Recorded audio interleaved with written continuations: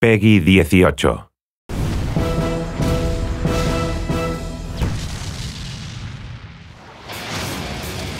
We didn't really have any expectation it would hit as big as it did. I mean, obviously when you make these things, you have a lot of passion and a lot of expectations for it, but the way it took off was way beyond our expectations. Doom was out, and Apogee also had their own Rise of the Triad game, and just a ton of other 3D games like that. So that's where it was decided to take Duke 3D.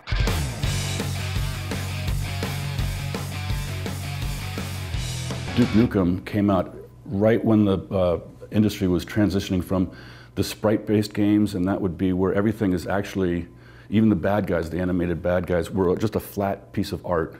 And as you moved around them or they moved around, it would just orient itself differently. And the industry was changing then to true 3D model with Quake. I don't know if it was the first, but that was the big one coming out. It was decided once we went 3D, you can explode the world a lot larger than it used to be. So the personality and the character and the attitude came through. But even a lot of that wasn't until the end of the game, because as we said earlier, I did the voice of Duke Nukem, just 2 words in Duke Nukem 2.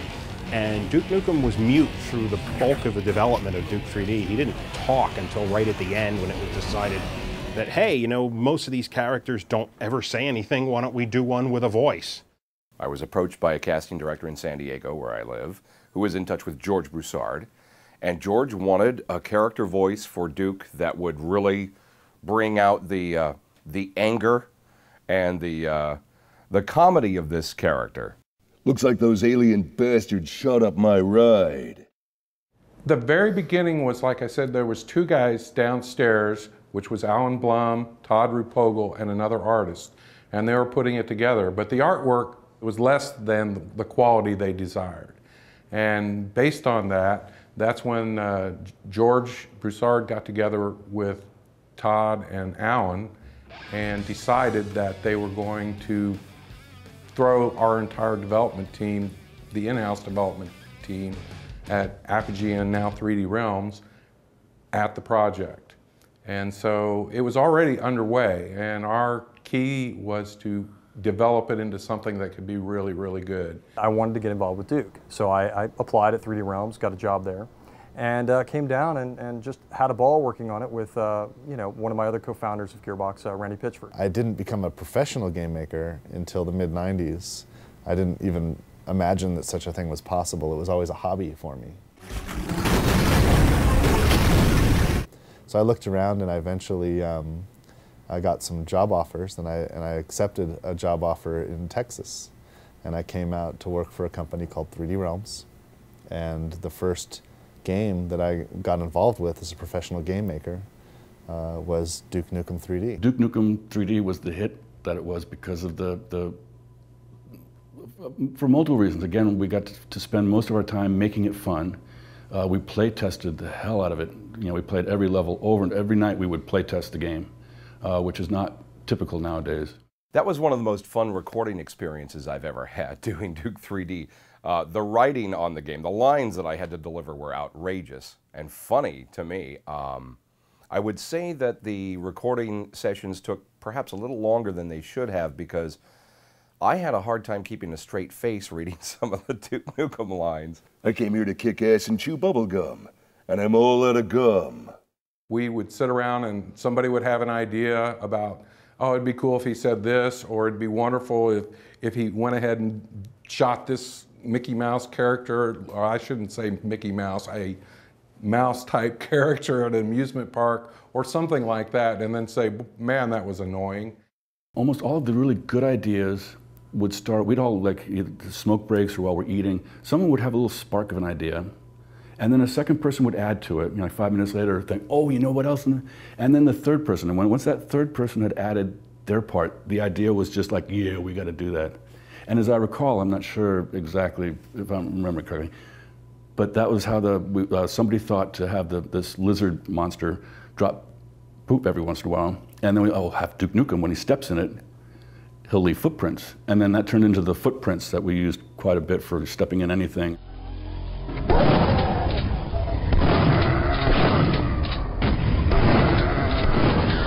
There was a little bit of the Duke personality in Duke 2, because in Duke 1 and 2, yes, there were characters. There was Duke Nukem and Dr. Proton and things of that nature. But the character, the essence of what made the character what it is now, wasn't so much, it wasn't almost wasn't there at all in the first one. And there was just tidbits of it in the second game.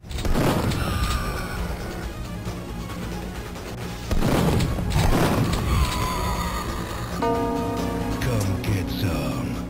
How much of Duke is in you? Well, every time I go to the bathroom, I realize that I get about 10 points of health, and I always, you know, much better. Oh, yeah. We didn't know precisely what we had with that game. We knew it was good, but there's lots of good games that never take off, and it just took off. George Broussard and Scott Miller, who were, you know, the owners of Apogee, a publishing company, and 3D Realms, a label that you know, launched Duke 3D.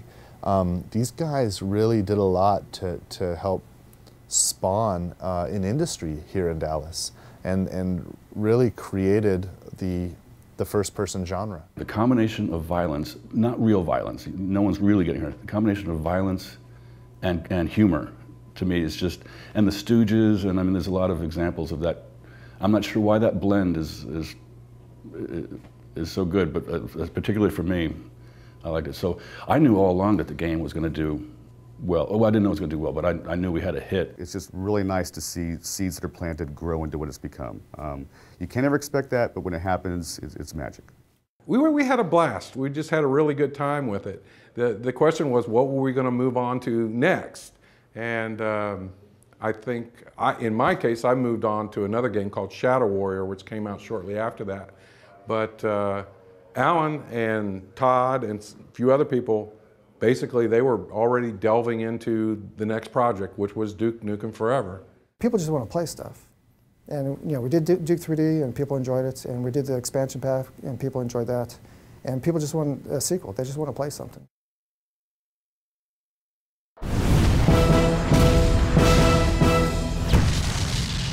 Come get some.